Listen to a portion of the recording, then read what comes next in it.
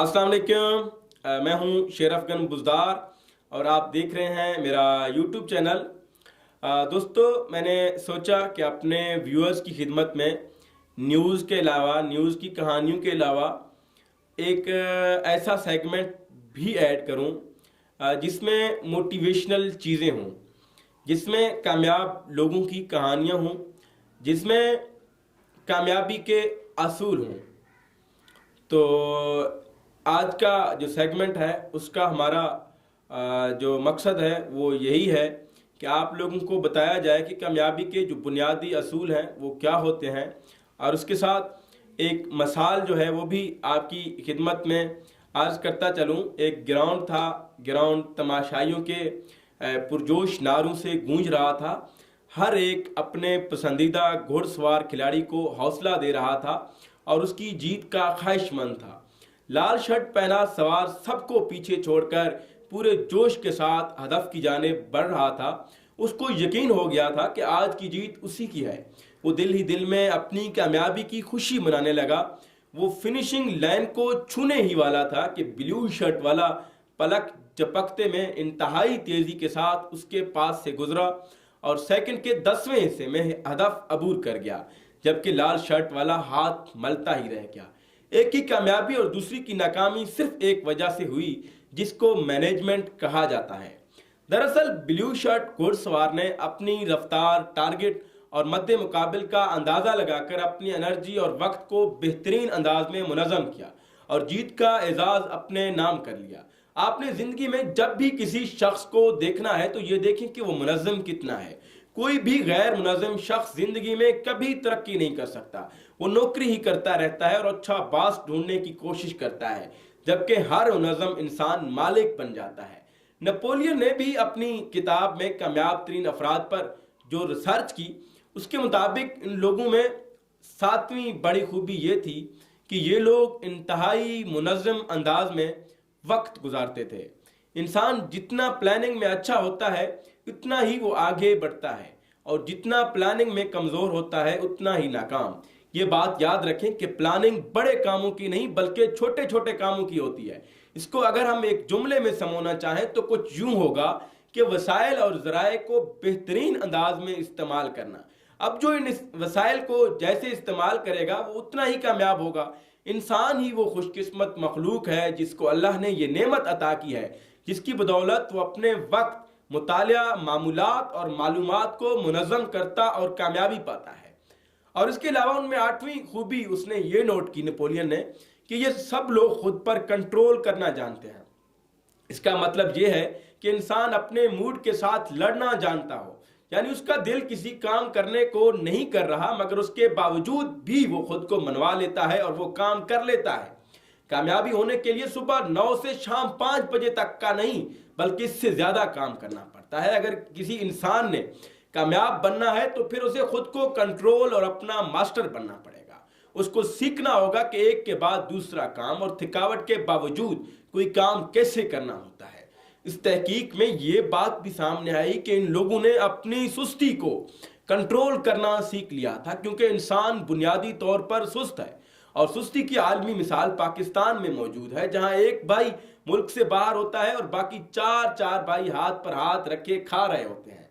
जबकि अगर आप चाइना जाकर देखें या दूसरे ममालिक में देखें तो मालूम होगा कि वहां उनके दादे दादियां भी काम कर रही होती हैं। उनको मालूम है कि काम करेंगे तो जिस्म मुतहर्रिक रहेगा और बीमारियां नहीं आएंगी। इंसान जैसे ही आराम से बैठता है तो उसके तफक्कुरात बढ़ने शुरू होते हैं, जो उसको परेशान करते करते बीमार और फिर बहुत जल्द कब्र तक ले जाते हैं। याद रखें कि सुस्ती कामयाब इंसान की दुश्मन है। ना भी उसमें उन्होंने ये खूबी जो है ये नोट की थी, उसमें इस्तिकामत की थी। ये लोग अपने इरादों पर डटे रहते हैं क्योंकि इस्तिकामत में ही करामत है। और हदीस शरीफ भी है कि अल्लाह के नज़दीक वो काम ज़्यादा पसंदीदा है जो इस्तिकामत के साथ हो, अगरचे थोड़ा हो। इस्तिकामत वाले इंसान के साथ अल्लाह की मदद होती है और यही मदद उसको किसी बड़े नतीजे तक पहुंचा देती है।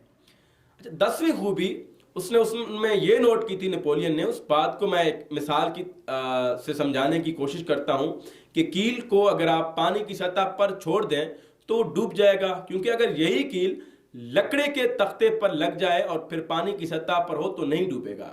یہی مثال انسان کی بھی ہے۔ انسان خود نہیں ڈوبتا، ارد گرد کے لوگ اس کو ڈبو دیتے ہیں۔ میں نے اپنی زندگی میں جتنے بھی لوگ ناکام ہوتے دیکھے، اس کی بنیادی وجہ ان کو مشورہ دینے والے غلط لوگ تھے۔ بے شمار لوگ اور کہانیاں میں نے غلط مشورے کی وجہ سے عبرت بنتی دیکھی۔ یاد رکھیں، اگر آپ ماضی سے عبرت نہیں پکڑیں گے تو پھر آپ دوسروں کے لیے عبرت بن جائیں گے۔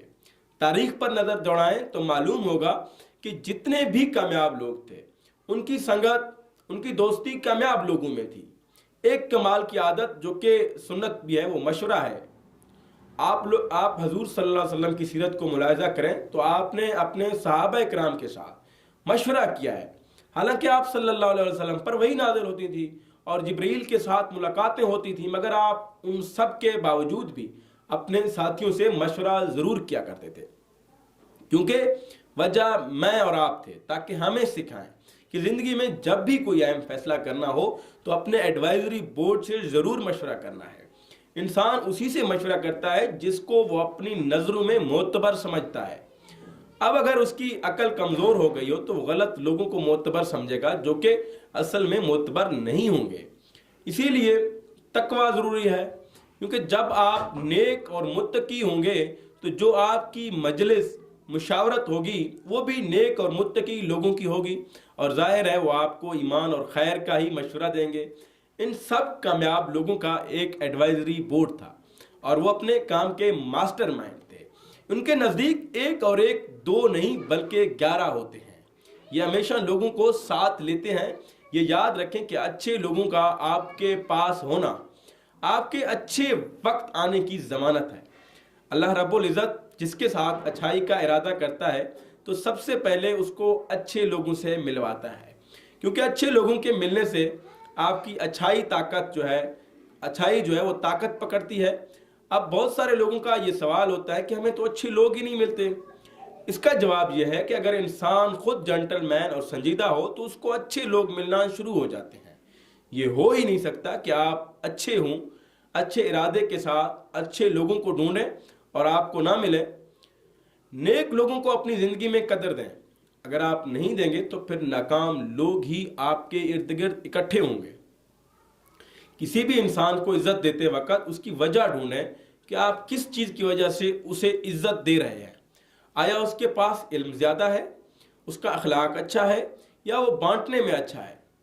پھر اس کی اس خصوصیت کو پانے کی تمنا بھی کریں، کیونکہ اللہ کے رسول صلی اللہ علیہ وآلہ وسلم نے بھی حضرت عمر جیسے بہادر انسان کو اللہ سے مانگا کہ یا اللہ عمر کو میرے قافلے میں شامل فرما۔ اس عمل سے اللہ کے رسول اللہ صلی اللہ علیہ وسلم نے ایک نئی سنت دی کہ اچھے انسان کو اپنے ساتھ شامل کریں، اچھے انسان کے لیے دعا کریں کہ یا اللہ اس کا ساتھ مجھے نصیب فرما۔ ہمیشہ نیک لوگوں کو تلاش کریں، ان میں خود کو مشہور کروائیں، بد فطرت لوگوں میں نہیں، کیونکہ یہ رسوائی ہے اور رسوائی اللہ کا عذاب ہے۔ اللہ کسی کی رسوائی نہیں چاہتا، وہ ستار العیوب یعنی عیبوں پر پردہ ڈالنے والی ذات ہے۔ لیکن کوئی رسوا ہو جائے تو اس کا مطلب یہ ہے کہ وہ واقعی بد فطرت انسان ہے۔ اس کے ساتھ ایموشنل مینجمنٹ ایک خوبی ہے، یعنی جذبات کو استعمال کرنا۔ دنیا کے سب سے بڑے لوگوں کے جذبات بہت ہائی یعنی بھڑکیلے ہوتے ہیں۔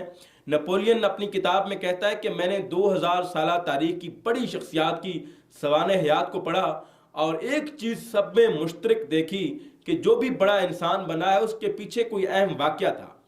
اس واقعہ کی وجہ سے ان کا دل ٹوٹا، انہوں نے اپنے جذبات کو دوسرا رخ دیا اور وہ بڑے انسان بن گئے۔ انسان کے دو جذبات ایسے ہیں جن میں تباہ کرنے اور بنانے کی مکمل صلاحیت موجود ہے۔ میں سمجھتا ہوں مجھ میں بھی ہے، ایک غصہ اور دوسری محبت۔ واصف علی واصف کا ایک جملہ ہے کہ چھوٹے انسان کا غم اسے کہا جاتا ہے اور بڑے انسان کا غم اسے بنا جاتا ہے۔ غصے کی مثال آگ کی طرح ہے، یہ جسم میں اٹھتی ہے۔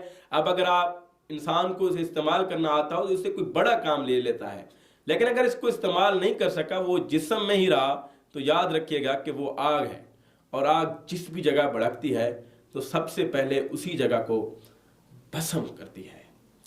12واں جو خوبی اس میں ہے کہ وہ خوف کے بھوت پر کنٹرول۔ جو انسان اپنے خوف کو لگام ڈال دیتا ہے وہ کامیاب ہو جاتا ہے۔ नेपोलियन ने इन सब लोगों में ये चीज़ मुश्तरक पाई है कि वो अपने खौफों को कंट्रोल करते हैं। उनको ये डर नहीं होता कि मैं नाकाम हो गया तो लोग क्या कहेंगे वगैरह वगैरह।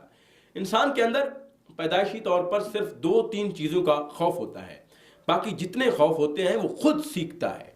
हम बाकायदा तौर पर खौफ पालने की तरबियत पाते हैं। हमने तमाम खौफों की डिग्री किसी यूनिवर्सिटी या कॉलेज से नहीं बल्कि माशरे से ली हुई है, और माशरे में हमें कहीं ना कहीं ये खौफ दिए जाते हैं। पैदाइशी खौफ के अलावा बाकी जितने भी खौफ हैं, अगर इंसान अपनी अक्ल से जायज़ा लेकर देखे तो मालूम होगा कि कोई खौफ नहीं, सब धोखा है।